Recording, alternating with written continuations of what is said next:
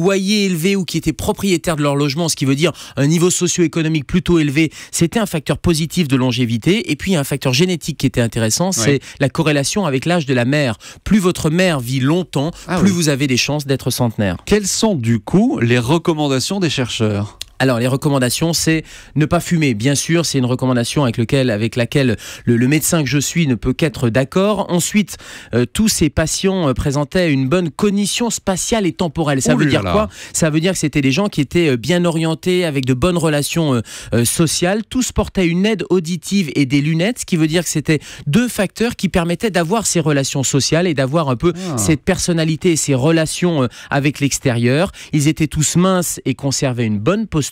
Donc on imagine l'hygiène de vie et tous pratiquaient la marche en termes de recommandations. Voilà ce qui est préconisé par les chercheurs. On l'a dit Gérald, cette étude ne s'intéressait qu'aux hommes. Est-ce que tout ce que vous venez de dire est applicable aux femmes ? Ce sont des facteurs qui probablement sont applicables aux femmes. En tout cas, l'étude ne le dit pas parce qu'elle suivait une cohorte exclusivement masculine. Il y a d'autres facteurs qui rentrent en ligne de compte, notamment des facteurs hormonaux qui sont primordiaux sur les maladies cardiovasculaires ou l'apparition de cancer. Mais en tout cas, les conseils sont des conseils de bon sens, des conseils qui sont donnés un petit peu de partout, et tous étaient sains, satisfaits de leur vie et avaient